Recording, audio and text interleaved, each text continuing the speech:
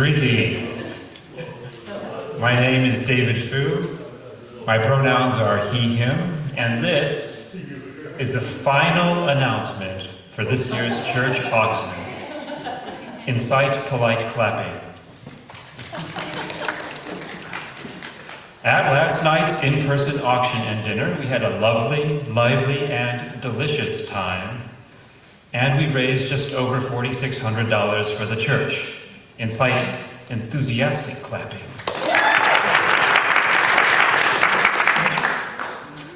It took a lot of work and volunteer energy to run the event. Many thanks to all for doing their part. There is a long list of named thank yous at the end of the catalog, and please have a look at it if you have not already done so. This was our first in-person auction since before the pandemic, and while we, the Auction Planning Committee, are very pleased with how things went, we are already thinking about logistical improvements for next year. Finally, I will remind you that the online portion of the auction is still ongoing, and it will end this evening at 6 p.m. Sign up for an economical social event on Sign Up Genius, and let the bidding be fierce on Octria. Final invoices will be emailed out by Tuesday. We now return you to our regularly scheduled worship service.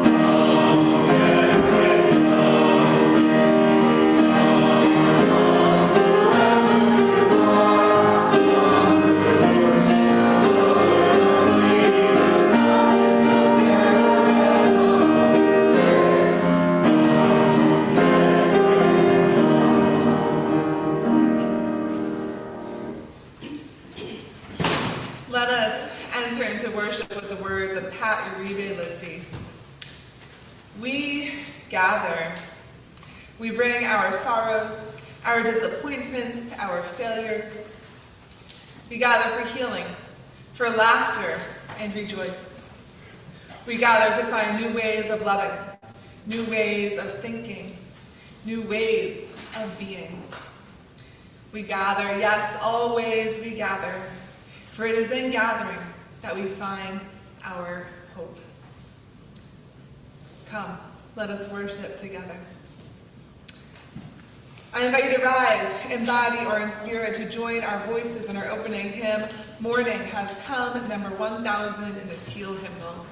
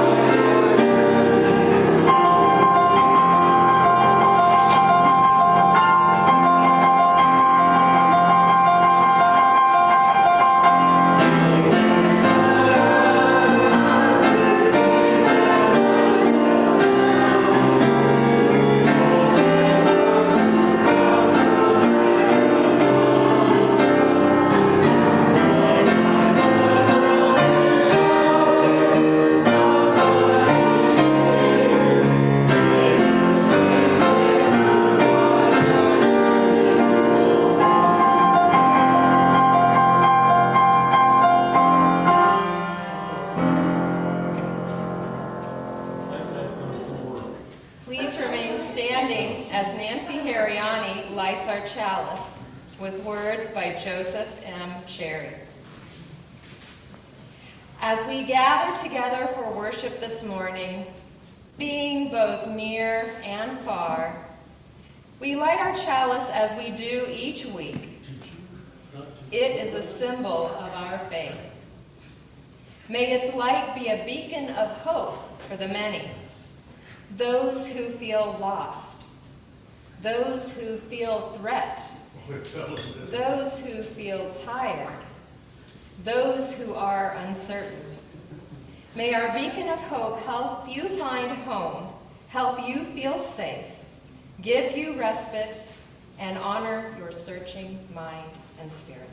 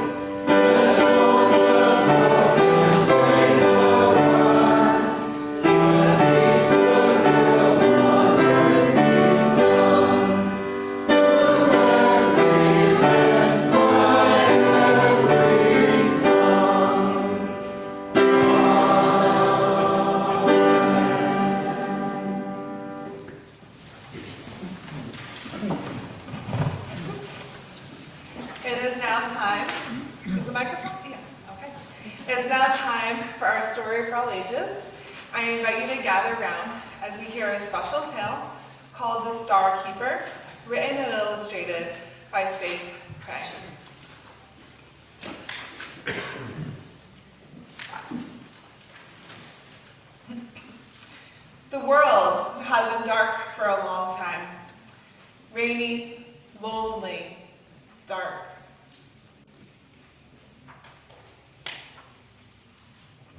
Every morning, the girl fed the fish and waited for things to be different.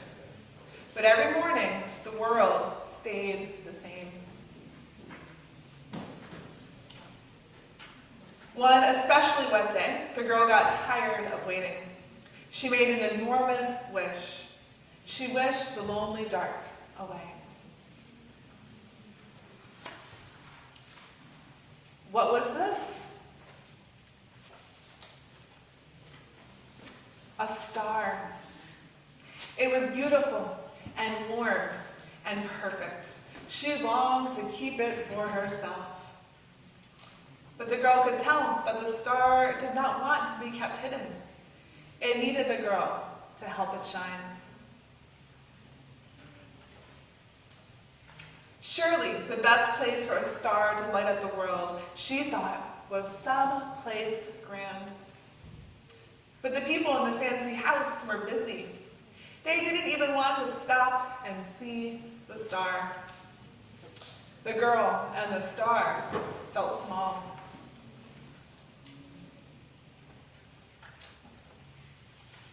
Next, the girl tried taking it to the shops. Shopkeepers are sensible, the girl figured. Maybe they would know what to do. But even though she knocked and knocked, the doors stayed shut. The girl and the star shivered.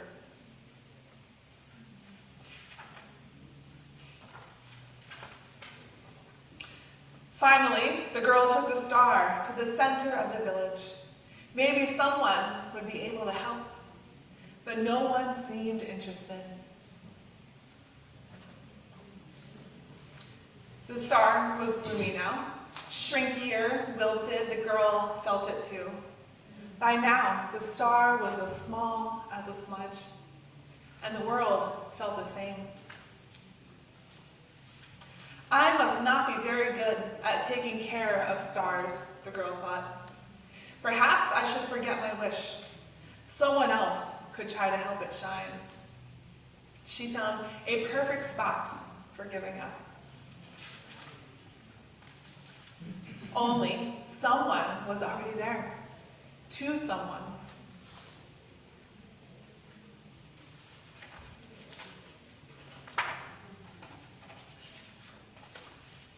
Maybe there was something the girl could do. It was a very small thing. She shared her sweater and a piece of the star.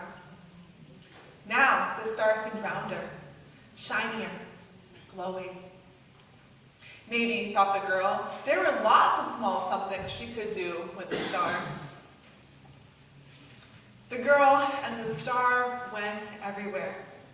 Each time she found something to do or someone to help, the girl broke off a bit of the star. And each time, the star grew.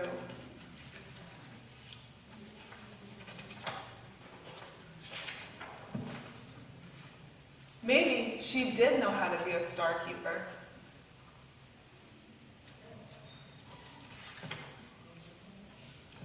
Because it did shine, not all at once, not in a grand way, but in tiny sparks that warmed and flamed. And joined stars upon stars upon stars that chased away the lonely dark. And the world was different. So I wonder what the star could mean to each of you, and what's something we can do once at a time to make a dark world, a gloomy world, a happier, brighter place. Any thoughts?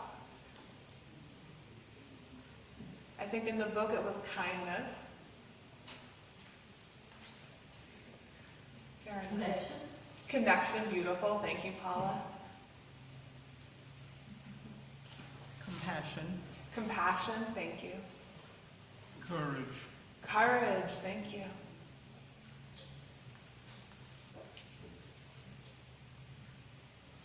The thing I'm reflecting on today is hope. One act of hope, courage, compassion, kindness that can change the world. Thanks for listening.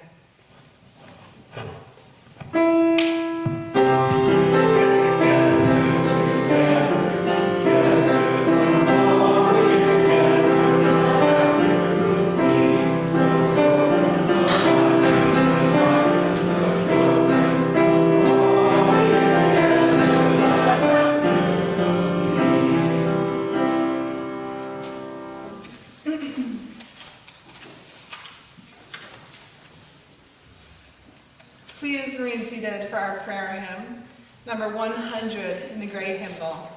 I've got peace like a river.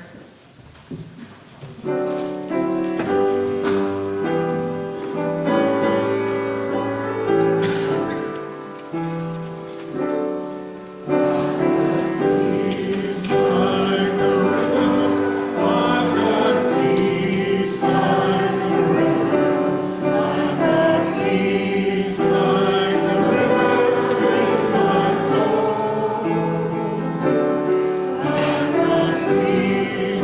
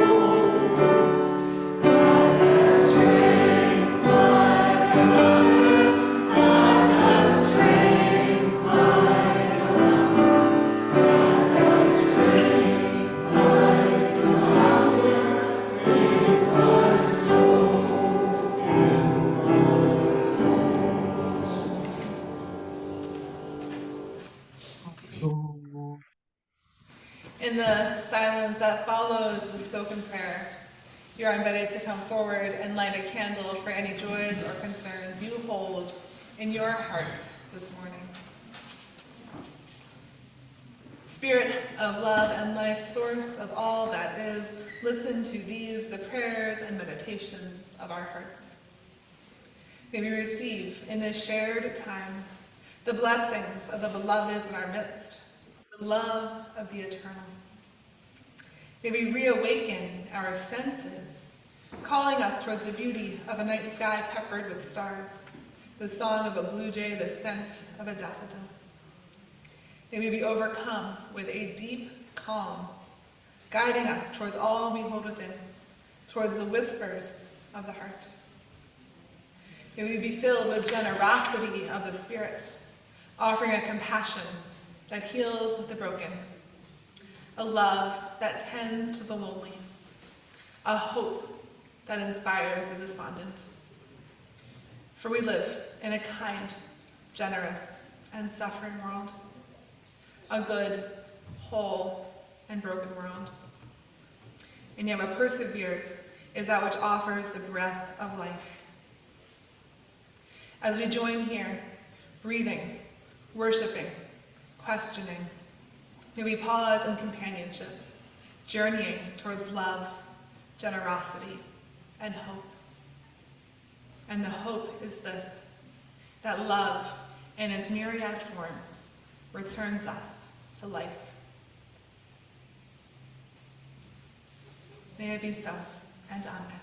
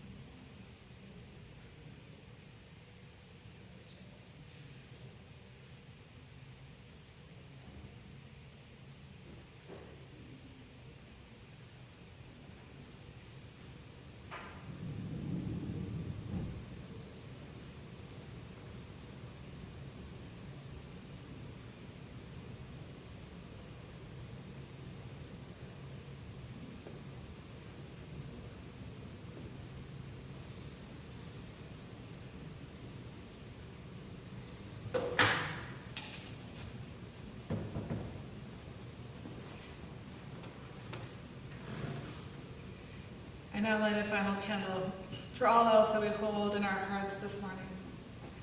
If your heart is hurting, know that your community is here to help, as am I. Please reach out with any needs.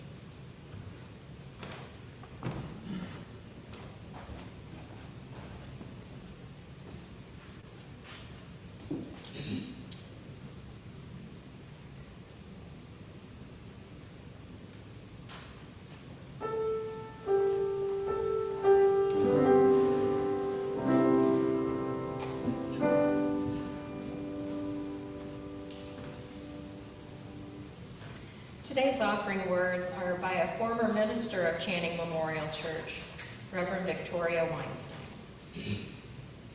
The purpose of the church is to encourage all who gather there to grow more generous in spirit and in action. This is the great end of all the world's faith traditions, to bring the human being closer to the divine by acts of creation and compassion. We now take an offering that allows us to exercise that all-important generosity of spirit, an offering that will support this self-supporting church and its many ministries. The gifts of the congregation will be most gratefully received. For those of you watching the service online, you may contribute to a virtual offering plate by using the donate button on our website or by mailing a check to the church office. Will the ushers please come forward?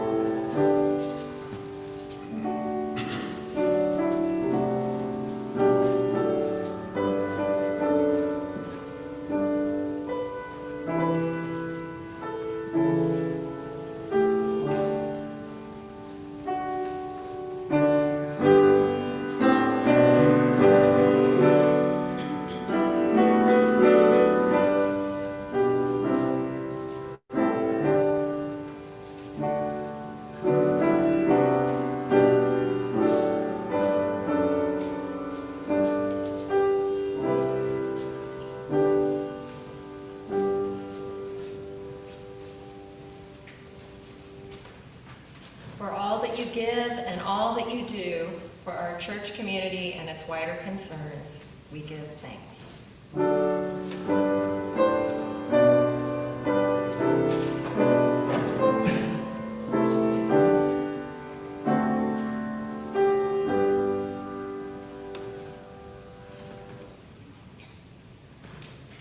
A poem by Emily Dickinson. Hope is the thing with feathers that perches in the soul and sings the tune without the words and never stops at all. And sweetest in the gale is heard, and sore must be the storm that could abash the little bird that kept so many warm. I've heard it in the chillest land and on the strangest sea, yet never in extremity it asked a crumb of me.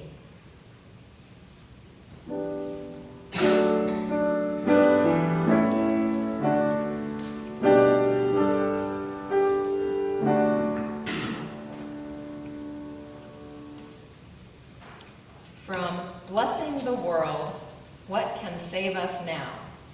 By Rebecca Ann Parker. Like the San Jose congregation in the aftermath of 9/11, we can discover within our own experience the resources that will lead us from devastation to life.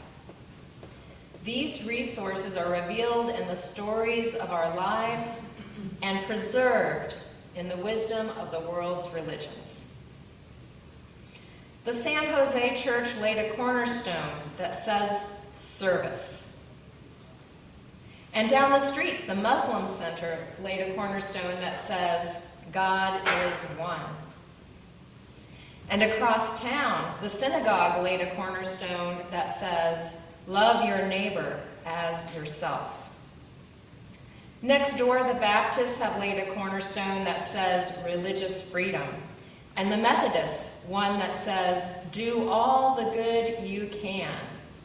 And the Catholics one that says, if you want peace, work for justice. The Buddhists have laid a cornerstone that says, practice compassion. And farther out in the valley, the Native Americans have assembled stones on which it is written, everything begins in beauty. We are all children of one life. These are the cornerstones of hope. I invite you to rise in body or spirit to join our voices in hymn 44, We Sing of Golden Morning.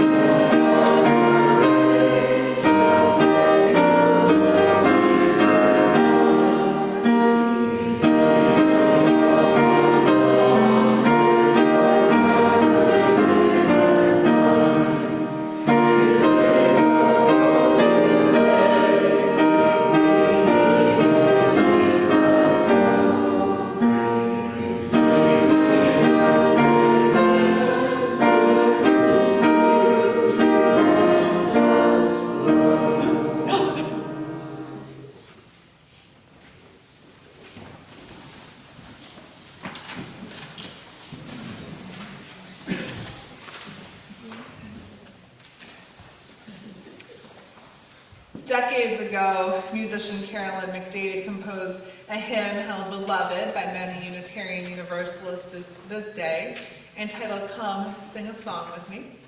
Sound familiar? And yet, with all the love, care, and compassion this song elicits among those voices joining together as one. At the time, the composer found it empty and lacking in meaning and substance. It's so sweet, she noted, and I don't like sweet songs. So I left it beside the side of the road to languish. And so it was, a song left to perish and to die. Yet years later, McDade was asked to lead a music program at a women's state prison, leading in song the destitute. She brought this song solely for its simplicity and easy-to-learn melody. As the prisoners raised their voices in unison, they recited the well-known lyrics, I'll give you hope when hope is hard to find. As the incarcerated sang songs of music, dreams, and companionship, the song was placed in a much different context than of joyous voices rising from the pews. Simple and profound words of hope sung by those who are imprisoned, lives torn apart, left on the solitary and devastating edges of society. The song took on new meaning. We find hope, too, in the aftermath of 9/11, a terrorist attack that shook our nation to the core and still does, as the unimaginable became a reality. Yet we have words of love and compassion held eternal on the cornerstones of the places of worship representing the many of the world's religions located in that devastated city. Myriad faith traditions join together to share universal faith, care, and solidarity amidst hate, death, and terror. Love your neighbor as yourself, wrote the Jews on their cornerstone. Practice compassion, the Buddhists shared. Everything begins in beauty. We are all children of one life, offered the indigenous peoples. The world is ultimately a kind, loving, and generous place. offer justice, equity, and compassion, perhaps we could inscribe in our cornerstone. Perhaps the sentiment, you are loved. Last week we reflected upon unconditional generosity, of agape love, of tending to the souls of others through the sentiments of our own hearts, of offering tangible goods to those in need, of sharing not out of guilt or of pity, but of the callings of our hearts. Generosity is the first step in a life of faith. Today we reflect that as we genuinely share from our hearts and spirits, we are called to offer hope. What does this mean as a people of a liberal, living faith? The hope is this, writes Unitarian Universalist minister Rebecca Ann Parker, that love, in its myriad forms, can recall us to life. Poetry is a profound way to share, name, and bring beauty to the musings of our souls. Hope is the thing with feathers, wrote Emily Dickinson. The sentiments that follow are those tender thoughts we need to tend to when facing personal distress. Hope, that which sings a song continuously in our hearts, always present and held within, that which is sweetest amidst the harshest of times, that which is present in the direst of circumstances, and that which asks nothing of us in return. This, to me, is that still small voice within, calling for us to never give up. It intertwines with love as we offer kindness and compassion to everyone in our midst, working towards a future for each suffering soul as of now only imagined. It overlaps with strength, for moving towards the unknown can be a difficult and tumultuous journey, and yet we are held in infinite love. This is what keeps us from despair, because it rests in all that can be. In the face of injustice, it means remaining and not turning away from suffering and violence. It means held within these boundaries of deceit, anger, and hate, that we savor and find rejuvenation in the sweetness that is likewise present. The sweetness of love, of rest, of prayer, of engaging with our senses, of welcoming into our very hearts renewal and strength that we can bring to society in return. What we engage with is not fantasy, wishful thinking, or certainty. It is possibility, uncertainty, and a perseverance toward a world that can, in fact, be. Do all the good you can, wrote the Methodists on their cornerstone. If you want peace, work for justice, offered the Catholics. I think of the spiritual practices and theology stemming from a deep faith that allows us to interact with hope, cultivating deep, purposeful relationships with faith that can guide us, inspire us, to connect with the hope we hold within. Perhaps prayer, as we petition to the unknowable for something possible but currently held only in our imaginations, asking for and meditating upon that what could be. Is this not hope? Perhaps meditating in nature, where we can reflect upon the natural beauty that does not discriminate, that gives expecting nothing in return, that offers unending cycles of life and death synonymous with joy and sorrow, three tenets we hold within as we work with hope. I think of our relationship and faith in a God of many names, traveling through life and into the future with the unknowable, putting our faith in the ineffable, offering love and trust towards that which we will never fully understand. God's self becomes intimate love, a source of unceasing light, a consistent presence amongst all of life's ills, whether an entity in the sky, a pervasive force of mystery and wonder, or simply the awe of nature. All of these, a beacon of all of that which we aspire to be. This leads us towards faith. Faith that there is something greater than ourselves that connects us to love and to the people of this world, both our treasured beloveds and all of humanity. Faith guides us in these connections and this love as an intimate and unbreakable hope. Is hope enough to change the world? Unitarian Universalist minister Rebecca Ann Parker asks herself. I believe it is, she replies. And yet the changes, the healing she offers, this does not stem from monumental acts, from feats of tremendous impact. It happens, she notes, one small act at a time.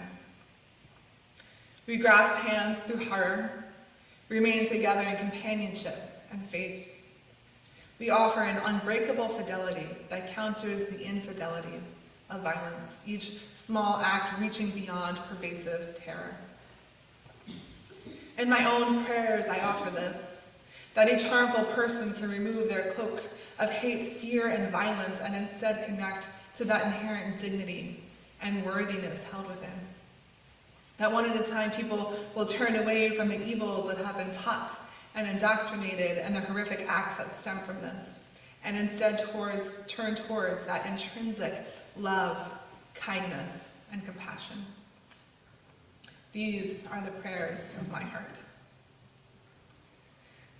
Can hope create heaven on earth? This wise minister reflects. Yes, she offers.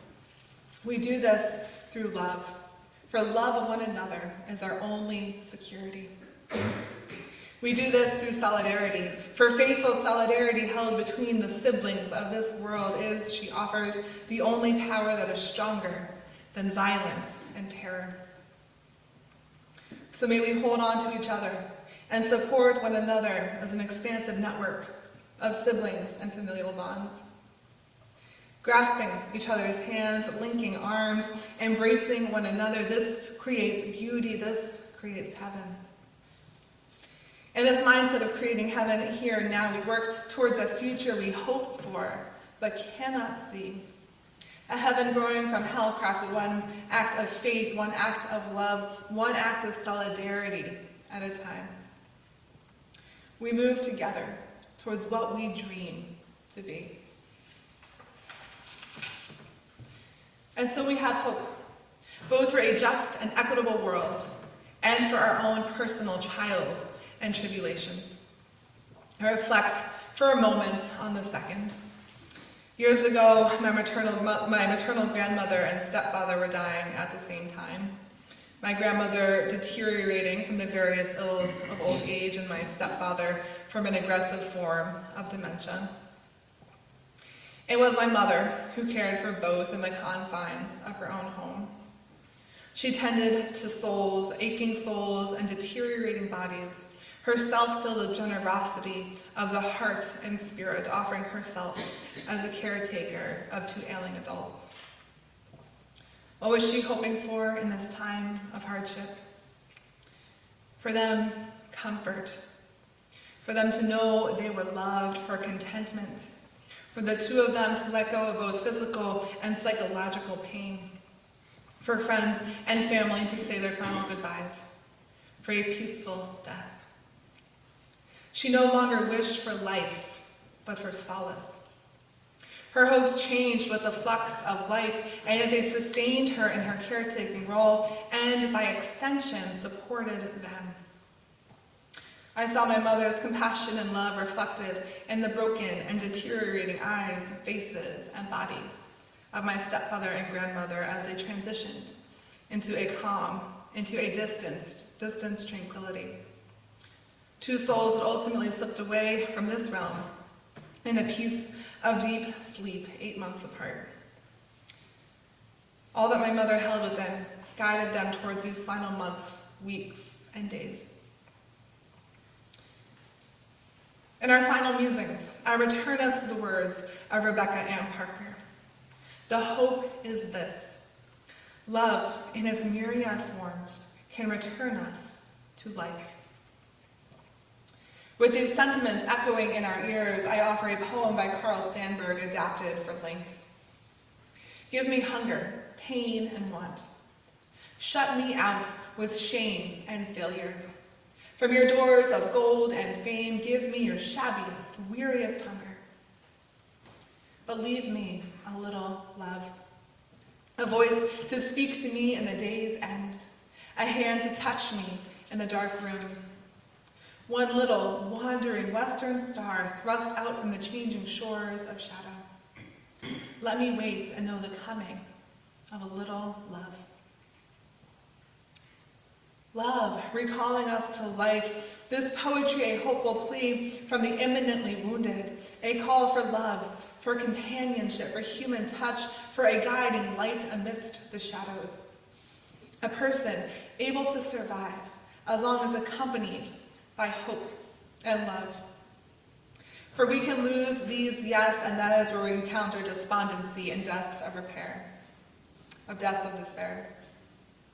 We cannot force someone to relinquish their hope, their love. It persists invariably within us, within the incarcerated, within those suffering from the aftermath of a terrorist attack, held within our very bodies and the tenets of our faith.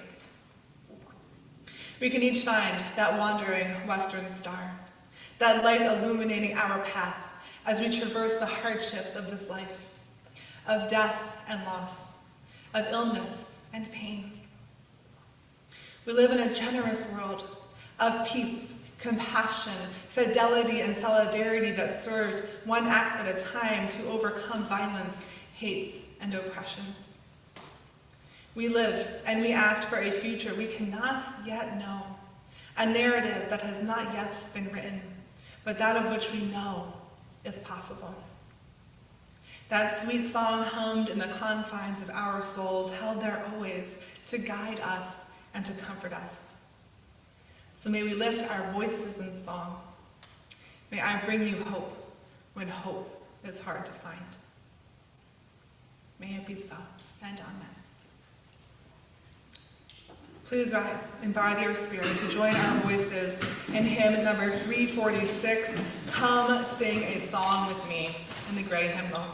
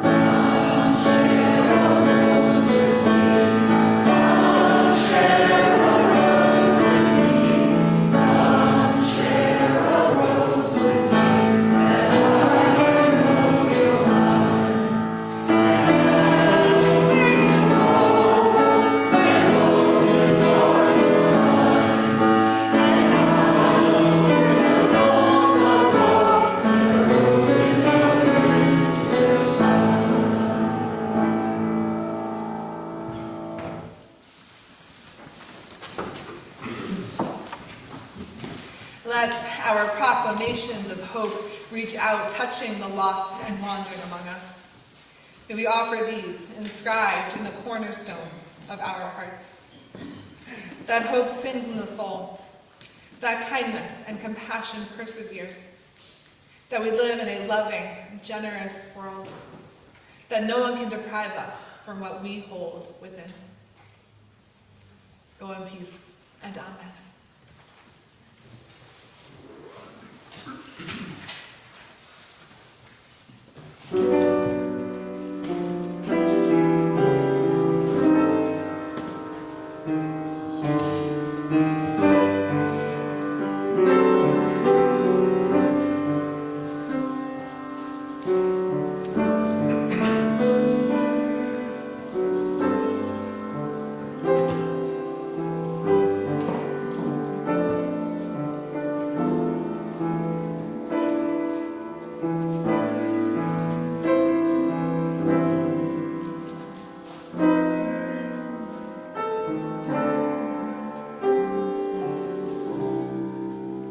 I hear you wanting to sing